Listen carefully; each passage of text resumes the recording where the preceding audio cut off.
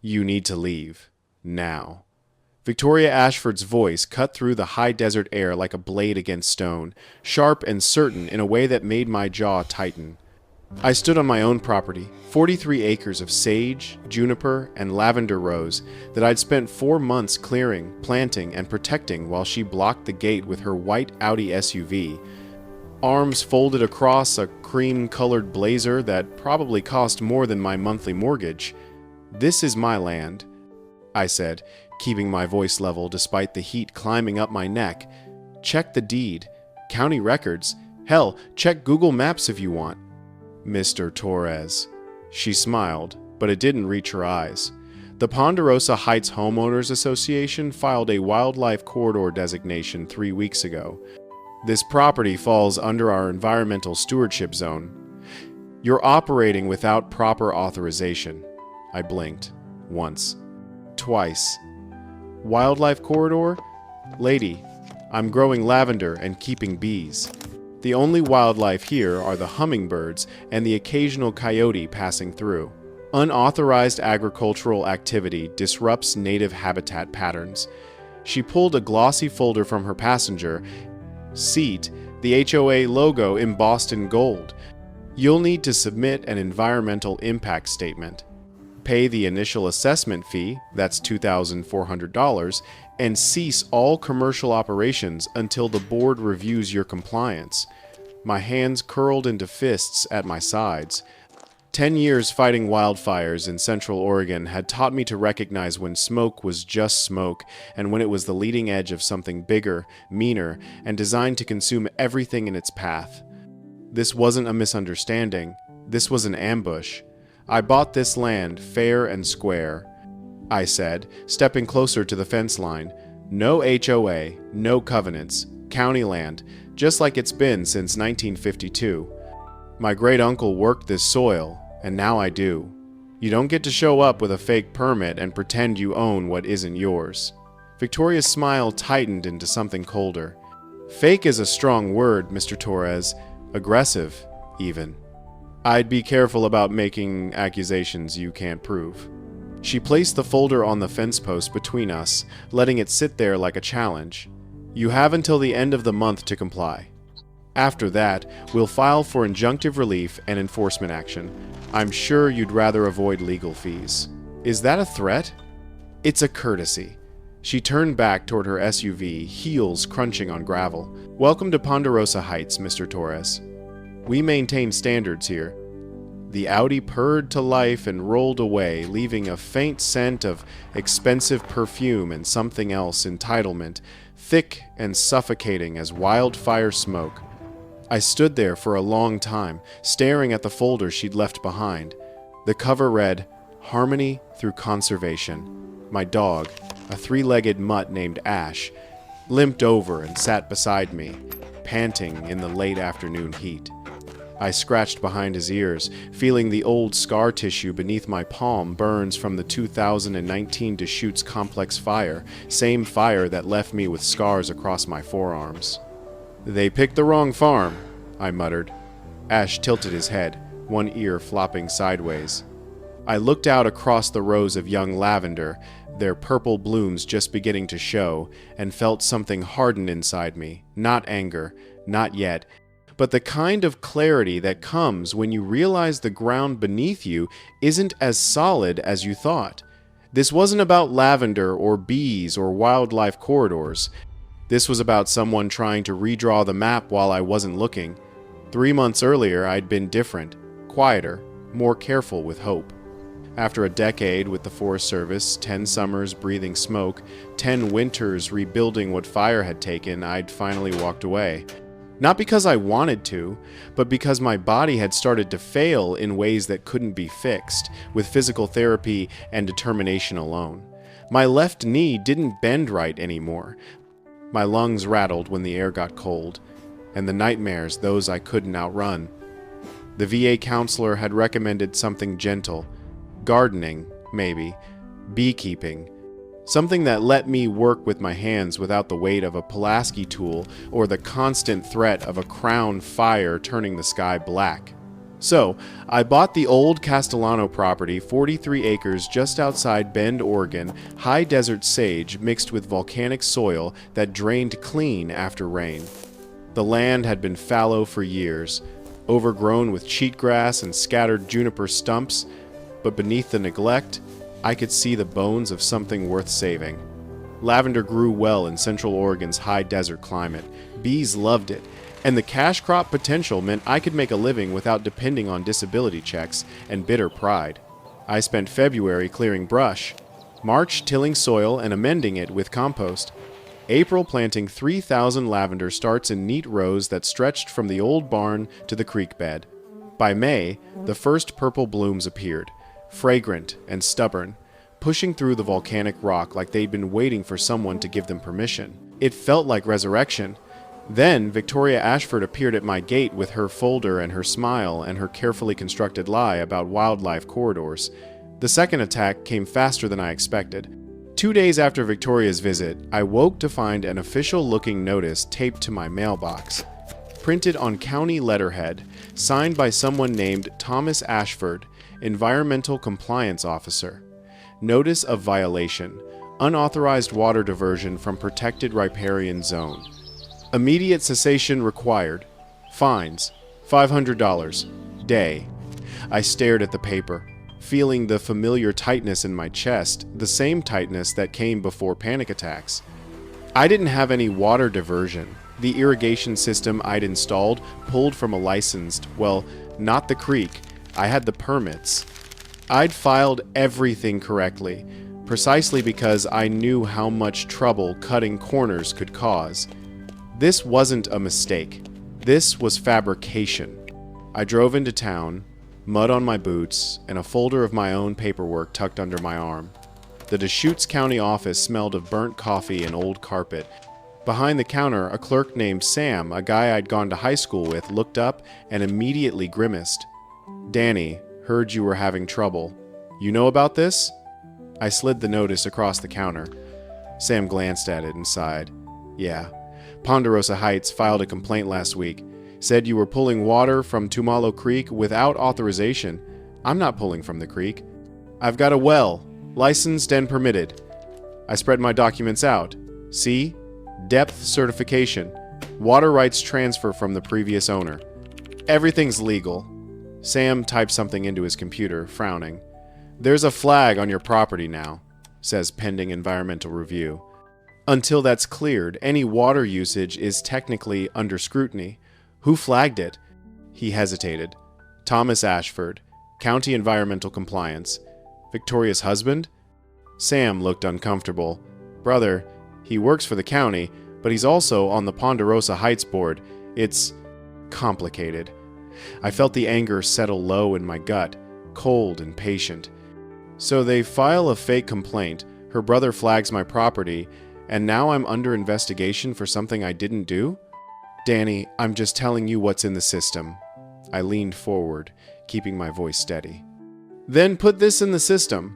I've got permits, licenses, and a lawyer who's very good at making complicated things simple. Sam nodded slowly. I'll note your objection. But until the review's done, you might want to be careful. I walked out into the bright Bend sunlight, squinting against the glare off the Cascade Peaks, and pulled out my phone. Rachel Kim answered on the second ring. Danny, it's been years. Tell me you're not calling because you need a lawyer. I need a lawyer, she laughed, sharp and knowing. Of course you do. What happened? I told her everything. The gate confrontation, the fake wildlife corridor, the water violation notice, the Ashford connection. Rachel went quiet for a moment, the kind of silence that meant wheels were turning. They're trying to annex you through paperwork. Classic encroachment strategy. File fake environmental complaints, tie you up in compliance hell, then offer to resolve everything if you join the HOA voluntarily. Can they do that? Legally? No. Practically? They're doing it right now. She exhaled. Send me everything, deeds, permits, notices, every piece of paper they've touched. I'll start drafting a cease and desist. And Danny, yeah? Don't do anything stupid. These people fight with lawyers. not fists. I hung up and stared out across the lavender rows, purple waves rippling in the wind. They wanted a paper war. Fine, I'd survived worse. The third attack came at 3:47 a.m. I woke to Ash barking sharp, desperate yelps that cut through the dream I'd been having about the Deschutes fire, about the wall of flame that had trapped my crew in a box canyon, about the radio screaming, "Evacuate," and the sky turning red as blood. I stumbled out of bed, heart hammering, and grabbed my boots. Outside, the high desert night smelled wrong, not sage and juniper, but something chemical, sharp, intentional. The drying barn was on fire, not a wildfire, not an accident. The flames climbed the east wall in a pattern too neat, too deliberate, licking at the lavender bundles I'd hung inside to cure. The old wood caught fast, crackling like bones breaking, and the heat pushed me back even as I ran forward. No. I grabbed the hose from the side of the house, hands shaking so badly I could barely turn the valve. Water sprayed out in a weak arc, pathetic against the roar of flames already consuming the barn's roof. Ash barked beside me, circling, panicked. My phone. I needed my phone. I dialed 911, shouting over the noise, giving coordinates and landmarks, but even as I talked, I knew it was too late. The barn was gone. The lavender, 3 months of work, thousands of dollars in product was ash. The Bend Fire Department arrived 14 minutes later. They contained the blaze, kept it from spreading to the house or the lavender fields, but the barn was a skeleton of charred beams and collapsed tin by the time they finished. Captain Torres, no relation, just bad luck, walked the perimeter with me as the sun came up, his flashlight beam cutting through the smoke haze. "Electrical?" I asked, knowing the answer already. He pointed to a scorch pattern near the barn's east corner. Accelerant. Gasoline, probably. Poured along the base and lit. This wasn't an accident, Danny. I stared at the blackened ground, feeling the old tightness in my chest return. "You okay?" Captain Torres asked quietly. I nodded, lying. He didn't push. "We'll file a report with the sheriff. Arson investigation. You got any idea who'd want to do this?" I thought of Victoria Ashford, her smile, her folder, her brother's fake compliance notices. "Yeah," I said. "I've got an idea." Sheriff Brennan showed up an hour later, boots crunching on ash, face weathered from 30 years in Central Oregon sun. He walked the burn site, took photos, and knelt near the scorch marks. "Looks deliberate," he said, standing and brushing soot off his hands. "You have enemies, Danny?" I told him about Ponderosa Heights. The fake permits, the water violation, Victoria Ashford.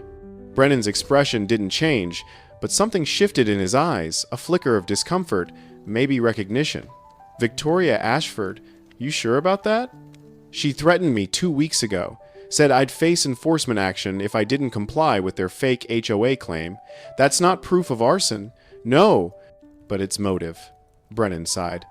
"Look, Danny, I'll investigate. But Victoria Ashford is connected. She sits on county boards. Her brother works environmental compliance. Going after her without solid evidence is a good way to end up in a lawsuit." I stared at him. "So you're saying don't rock the boat?" "I'm saying be smart. Get proof. Then I can act."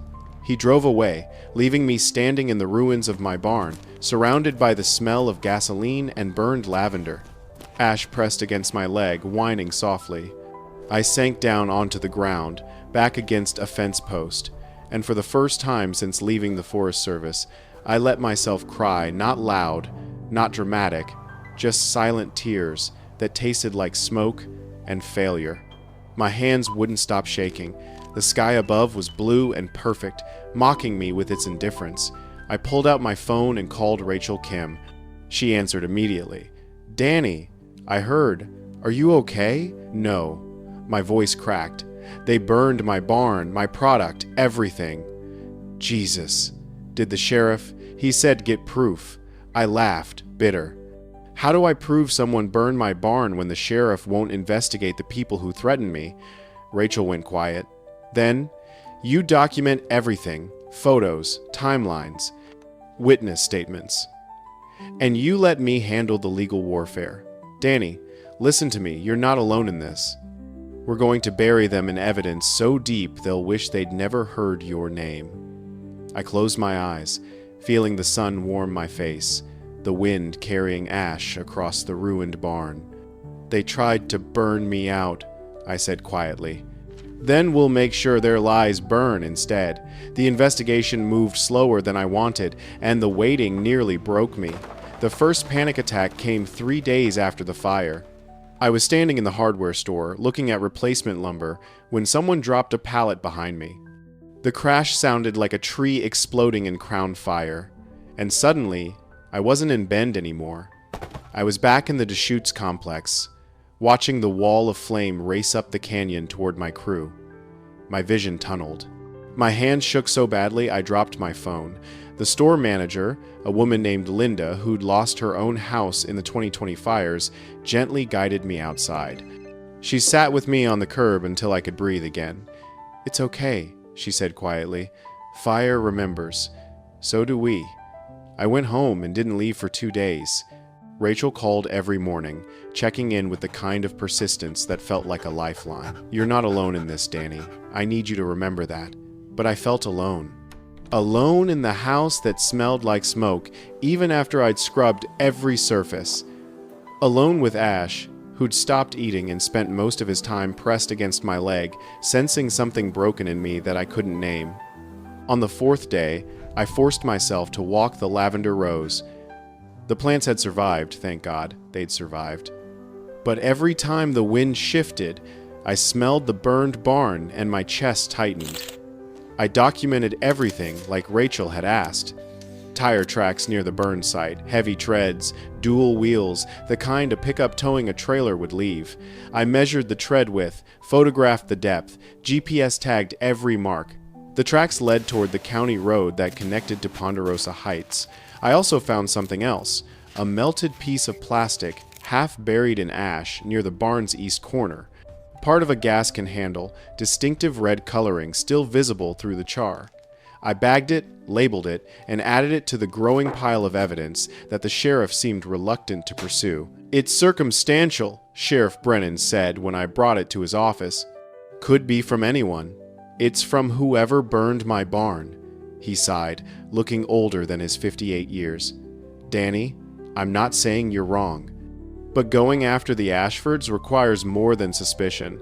They've got lawyers, resources, political connections. Unless you can place them at the scene, then help me place them at the scene. Check traffic cameras, canvass for witnesses. Isn't that what investigations are supposed to do?" Brennan's face closed off. "I'm doing what I can." I left his office angrier than when I'd arrived, the melted gas can handle sitting in an evidence bag. That night, I made the mistake of reading the local online forums. Someone had posted about the fire under the headline, "Lavender Farm Burns After Owner Disputes HOA Boundaries." The comments were brutal. Maybe if he'd just cooperated, this wouldn't have happened. Play stupid games, win stupid prizes. HOAs exist for a reason. People who fight them always regret it. One comment in particular made my hands shake. Fire's a funny thing. Sometimes it's an accident. Sometimes it's a message. I screenshot everything and sent it to Rachel. She called immediately. "Danny, are you okay?" No. I was sitting on the porch in the dark, ash at my feet, staring at the place where the barn used to stand. I can't sleep. I can't eat. Every time I close my eyes, I see the fire. And everyone in this county thinks I deserved it. You didn't deserve it. Her voice was fierce. And we're going to prove that. But Danny, I need you to promise me something. What? Don't give up. Not on the land. Not on yourself. They want you to break. Don't give them that satisfaction. I didn't answer right away. The truth was, I was already broken. The fire had done what 10 years of wildfire fighting hadn't managed. It had burned through the last of my resilience and left me hollow. "I'll try," I finally said. "That's enough." The breakthrough came from an unexpected source. 5 days after the fire, a teenager named Kyle Brennan, the sheriff's nephew, knocked on my door. He was 17, skinny, with nervous hands that kept fidgeting with his phone. "Mr. Torres, I think I saw something the night your barn burned." I invited him inside. He sat at the kitchen table, barely touching the coffee I offered. "I was coming back from my girlfriend's house around 3:30 a.m., Kyle said. "I live over near Ponderosa Heights, and I take the county road past your property as a shortcut. That night, I saw a truck parked on the shoulder near your gate, dark colored, maybe a Dodge Ram. Had a small utility trailer attached." My heart started pounding. "Did you see who was driving?" "No, but I saw the truck pull away right after I passed. I didn't think much of it until I heard about the fire the next day. Did you tell your uncle?" Kyle looked uncomfortable. "I tried. He said it wasn't enough to go on. But Mr. Torres, Victoria Ashford's husband, drives a black Ram with a utility trailer. I've seen it parked at the HOA office." I stared at him. "Why are you telling me this?" "Because what they're doing is wrong." Kyle met my eyes. "My uncle won't say it, but everyone knows the Ashfords are dirty. They tried the same thing with my friend's family 3 years ago.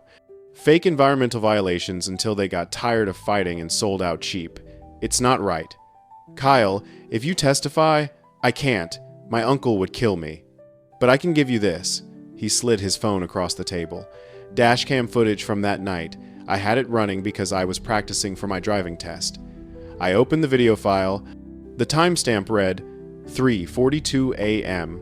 The footage showed a dark pickup truck with a small trailer parked near my gate, brake lights flaring as it pulled away. The license plate was partially visible. "Jesus, Kyle."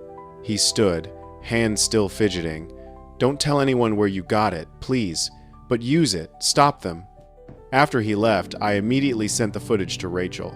She called back within minutes, voice electric. "Danny, this is it. This is the evidence we need. It's not enough to ID the driver, no. But it places a vehicle matching Victoria Ashford's husband's truck at your property 30 minutes before the fire started. Combined with the threats, the fake permits, the financial fraud, it's enough to force a real investigation. The sheriff won't act. Then we go over his head. State Fire Marshal, FBI. We've got federal fraud charges now with the grant money. They'll have to investigate. That night, I slept for the first time in a week. Not well, but enough to dream of something other than flames. The community response came slowly, then all at once. Rachel posted the dashcam footage on a legal forum for property rights activists, along with a detailed timeline of the Ashfords' harassment. Within 48 hours, it had been shared across Central Oregon social media. Local reporters started calling. The Bend Bulletin ran a front-page story. Lavender farmer claims HOA targeted him with arson after refusing fake annexation. And then the neighbors started showing up. First was Tom Chen, who owned a small nursery 3 miles down the road. He knocked on my door carrying a casserole and a folder of documents. "They tried it with me too," he said quietly. 2 years ago. Said my nursery violated their aesthetic standards even though I'm not in their HOA. When I fought back, someone poisoned my irrigation system with herbicide. Killed $15,000 worth of seedlings. "Did you report it?" Sheriff said it was probably an accident. Tom's jaw tightened. "I was scared, so I dropped it. But I kept the paperwork. Maybe it can help." The next day, Maria Gonzalez arrived. She ran a small organic farm on the east side of Bend. "Fake water violation notices," she said, showing me documents identical to the ones I'd received. "They claimed I was stealing from a protected aquifer. Cost me $8,000 in legal fees to prove I wasn't." Then came James Whitaker, who owned a Christmas tree farm. "Unauthorized commercial activity on residential land," he said bitterly. "My family's been growing trees for 40 years. Ponderosa Heights tried to force me to join their HOA last year. When I refused, suddenly I had 3 county violations pending. By the end of the week, I had statements from 11 property owners, all outside Ponderosa Heights' official jurisdiction, all targeted with fake environmental violations, all pressured to either join the HOA or sell their land. Rachel compiled everything into a federal complaint. This isn't just fraud anymore, Danny. This is a pattern of criminal extortion. Then something unexpected happened. A woman called my landline, an old rotary phone I'd hooked up mostly for nostalgia. Her voice was quiet, nervous, like she was calling from inside a closet. Mr. Torres? My name is Margaret Flynn. I used to do bookkeeping for Ponderosa Heights. I sat up straighter. Used to? I quit 3 weeks ago, after I saw what they were doing with the funds. What do you mean? She took a shaky breath. The Wildlife Corridor project? It's fake. The board's been using environmental grant money, state and federal funds, to pay contractors for work that doesn't exist. Shell companies, dummy invoices. Thomas Ashford's been signing off on payments to his own LLC. My heart started pounding. Can you prove it? I kept copies, emails, invoices, bank statements. I'll send them to your lawyer, but I can't testify. If they find out I talked, I'll lose my pension.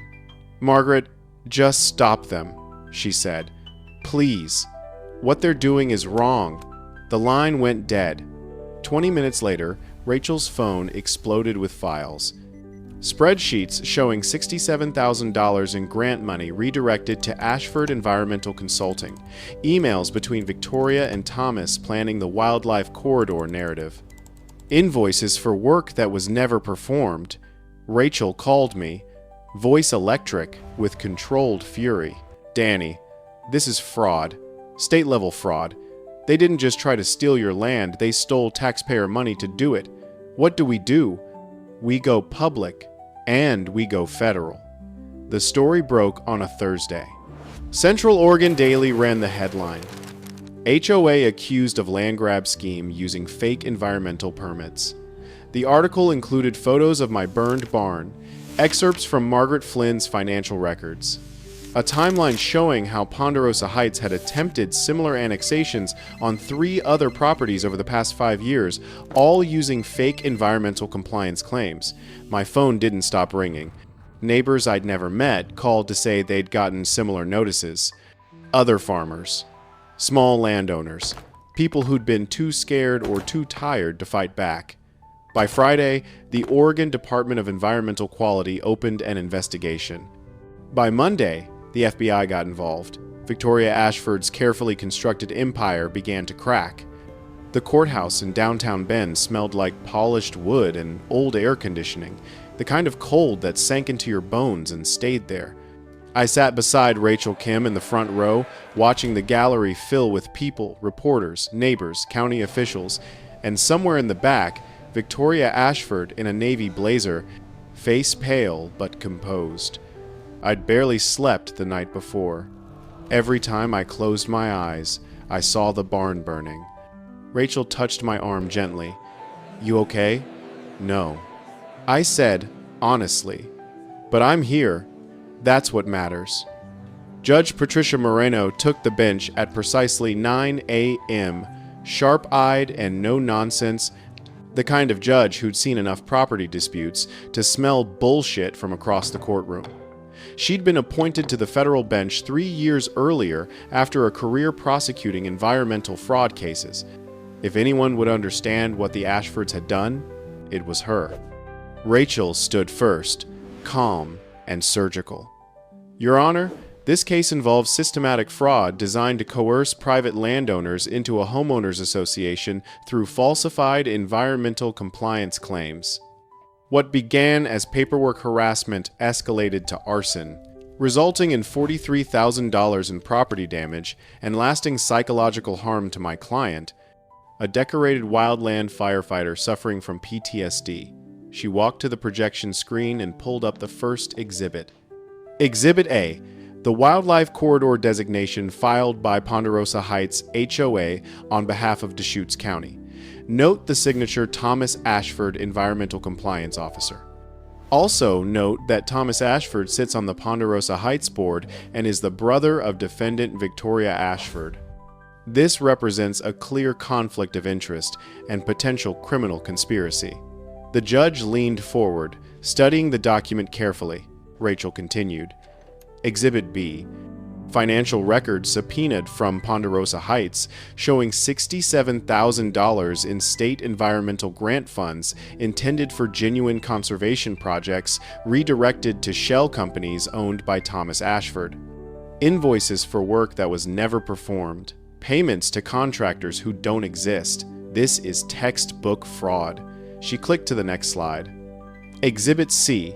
Email correspondence between Victoria and Thomas Ashford, dated March 3rd, 3 days before Victoria's confrontation with Mr. Stair. Torres. The email filled the screen. Once you push through the corridor designation, the Torres property falls under our jurisdiction automatically. He'll have no choice but to comply or face enforcement. Done. I'll file it Monday. Should be approved by end of week. No one checks these things. Perfect. We need that land for the expansion plan. He's stubborn, but everyone breaks eventually. The courtroom went silent. I watched Victoria's face drain of color, her hands gripping the armrests of her chair. Rachel's voice remained steady. Exhibit D. Dashcam footage from March 28th, 3:42 a.m., showing a black Dodge Ram with utility trailer registered to Marcus Ashford, Victoria's husband, parked on the shoulder near Mr. Torres's property. 35 minutes later, Mr. Torres's barn was on fire. Fire marshal's report confirms the use of gasoline accelerant. She pulled up the final exhibit. Exhibit E. Testimony from 11 additional property owners targeted by Ponderosa Heights with identical tactics, fake environmental violations, harassment, and threats of legal action unless they joined the HOA or sold their land. Your Honor, this isn't a boundary dispute. This is organized criminal activity disguised as homeowner governance. The judge looked up slowly. Miss Ashford, does your attorney wish to respond? Victoria's lawyer, Gerald Hutchins, a Portland attorney who charged $600 an hour, rose slowly. He was good, I'd give him that. His suit was immaculate, his voice measured and confident. Your Honor, my client has dedicated her life to environmental conservation and community improvement. The Ponderosa Heights HOA operates under Oregon statutory authority to protect property values and natural resources. Any suggestion of criminal intent is not only unfounded but defamatory. Then explain the emails, Judge Moreno said flatly. Hutchins hesitated. Context, Your Honor. The language may seem aggressive, but this reflects Miss Ashford's passion for environmental protection, not criminal conspiracy. And the grant money? The judge asked. The $67,000 redirected to shell companies? Accounting errors. My client wasn't directly involved in financial management. Your client's signature is on the approval documents, Rachel interjected. Every single one. Judge Moreno raised a hand. Miss Kim? I'll ask the questions. She turned back to Hutchins. Counselor, your client signed documents approving payments to companies owned by her brother. That's not an accounting error. That's fraud. Hutchins opened his mouth, then closed it. The judge looked at Victoria. Miss Ashford, I'm going to give you an opportunity to address the court directly. Do you wish to testify? Victoria stood slowly, and for the first time, I saw cracks in her perfect composure. Her hands trembled slightly. Her voice, when she spoke, was hoarse. Your Honor, everything I've done has been for the community, for protecting our environment. Mr. Torres's, she turned to look at me, eyes bright with something that might have been desperation or rage. He doesn't understand what we've built. Ponderosa Heights represents order, standards, protection against the kind of careless development that destroys natural habitat. By falsifying permits? The judge asked. The permits were streamlined to expedite necessary conservation measures. Streamlined, Rachel repeated. Is that what you call forging a county hydrologist's signature? Victoria's face flushed. That man has destroyed years of careful planning. His farm is an eyesore. His bees disrupt local ecosystems. His refusal to cooperate has cost the community thousands in legal fees. Your legal fees, Rachel said, spent trying to steal his land. I didn't steal anything. Victoria's voice cracked, rising. I protected our community from people who don't belong. She stopped abruptly, realizing what she'd said. The courtroom was dead silent. Judge Moreno's expression hardened. People who don't belong, Miss Ashford? Would you care to clarify that statement? Victoria's lawyer grabbed her arm, whispering urgently, but she pulled away. People who don't understand community standards, who don't fit the aesthetic vision we've spent years creating. People like him, she pointed at me again, with his burned-out PTSD and his immigrant background, bringing property values down. Miss Ashford.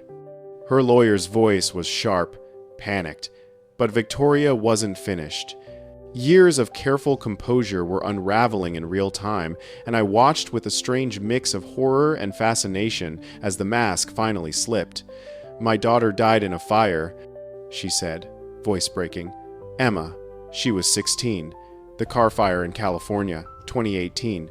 We were visiting family. The evacuation orders came too late. She got separated. I tried to find her, but the smoke. Her hands were shaking now, tears streaming down her face. They found her body 3 days later. The courtroom was utterly silent. Victoria wiped her eyes roughly. After that, I couldn't let things be out of control. The HOA, the rules, the standards, they were the only things that made sense. If I could control the environment, control the boundaries, then maybe. She looked at me, and for the first time, I saw genuine anguish beneath the entitlement. Maybe I could stop another fire before it started. I felt something twist in my chest, not sympathy exactly, but recognition. I knew what trauma looked like. Miss Ashford, Judge Moreno said quietly, I'm sorry for your loss, truly.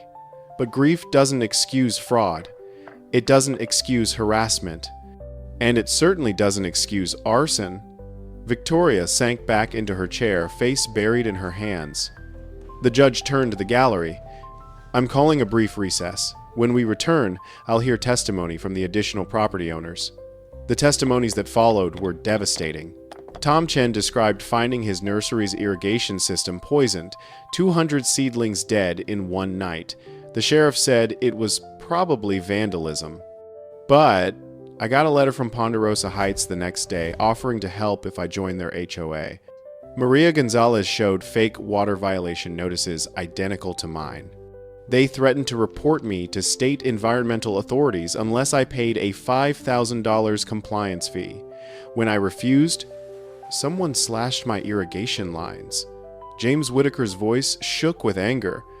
They told me Christmas tree farming was agricultural blight. My family's been on that land since 1967. They tried to force me out with fake county violations. By the time the 11th witness finished, the pattern was undeniable.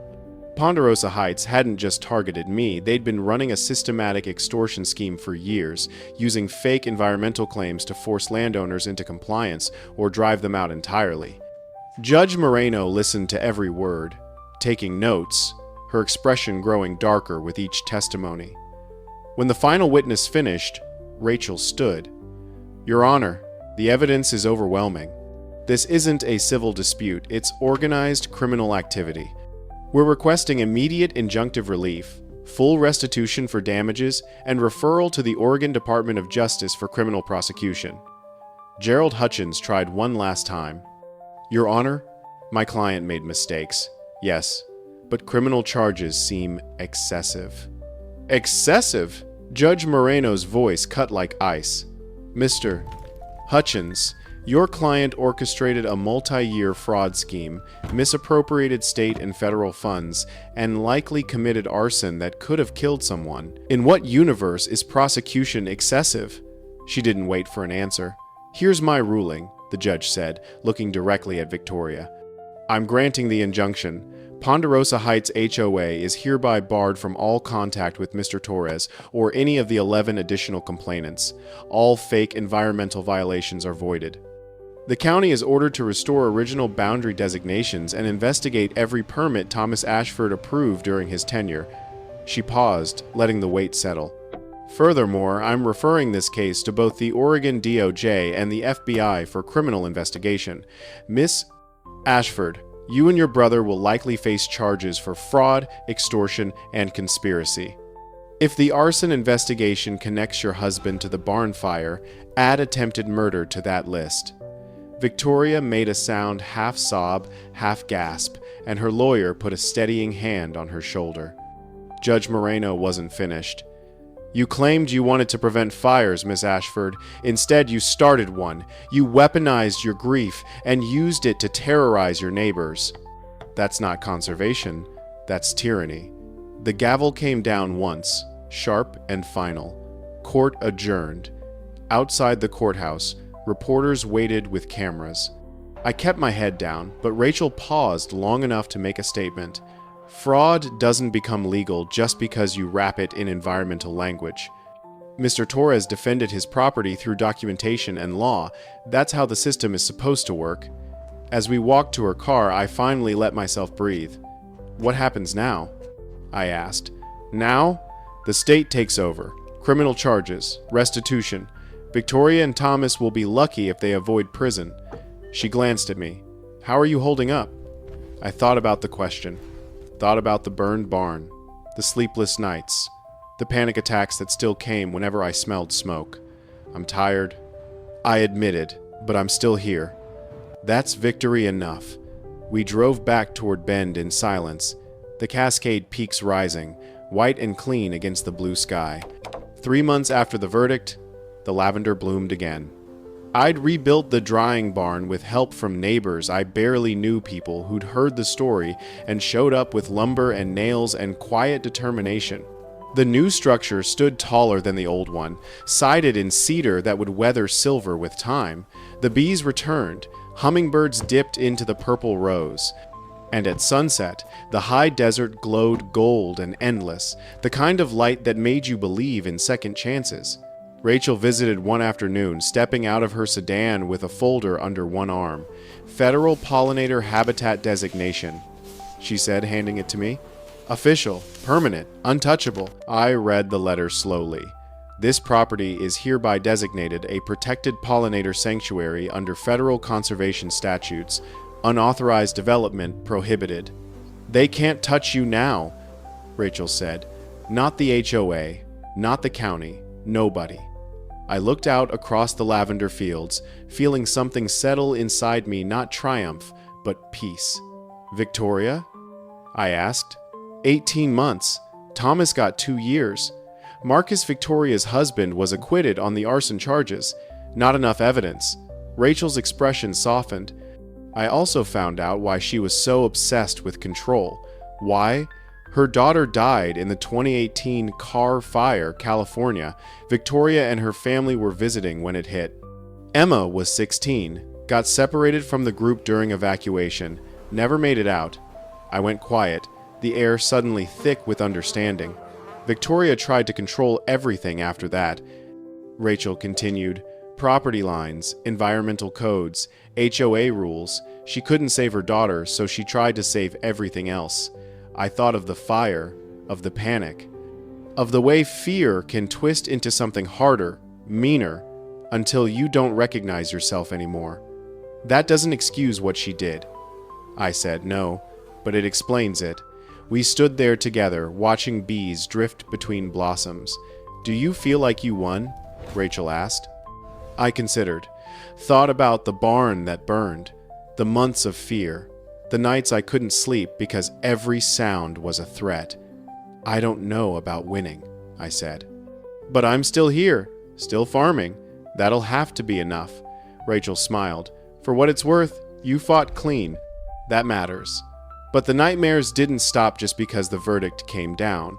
I started seeing a VA counselor named Dr. Sarah Mitchell 2 weeks after the trial. She specialized in firefighter PTSD, and she didn't try to fix me, she just helped me understand that trauma didn't have a timeline. Your brain is doing exactly what it's supposed to do, she explained during our 3rd session. You experienced a life-threatening event. Your body's alarm system is stuck in on position. That's not weakness, that's biology. So what do? You practice reminding yourself that you're safe. Over and over, until your nervous system starts to believe it. It helped, slowly. Some days, I could walk past the new barn without my chest tightening. Other days, the smell of wood smoke from a neighbor's chimney sent me spiraling into flashbacks back to the Deschutes complex fire, back to the wall of flame racing up the canyon, back to the radio screaming, "Evacuate," while my hands shook too badly to grip the Pulaski tool. I learned to recognize the signs, the tunnel vision, the racing heart, the way my hands would start trembling before I even consciously registered the trigger, and I learned to sit with it instead of fighting it. "Let the panic come, Doctor," Mitchell told me. "Don't try to push it away, just observe it. Notice where you feel it in your body. Breathe through it. It will pass." She was right. It always passed. But God, it was exhausting. 4 months after the verdict, I received an unexpected letter. The return address was Oregon State Penitentiary. I almost threw it away. Then curiosity, or maybe something like closure, made me open it. "Dear Mr. Torres, I don't expect you to read this. I'm not sure I even deserve the chance to write it, but my lawyer suggested I might find peace in saying what I should have said in court. I'm sorry, not sorry that I got caught. Not sorry in the way people apologize when they want something in return. I'm sorry for what I did to you, for the fear, for the fire, for trying to control something that was never mine to control. After Emma died, I couldn't breathe. The world felt too big, too dangerous, too unpredictable. The HOA gave me something to manage, rules I could enforce, boundaries I could draw. It made me feel like I was preventing another tragedy. But I wasn't preventing anything. I was just spreading my pain to other people. You didn't deserve what I did. None of the people I hurt deserved it.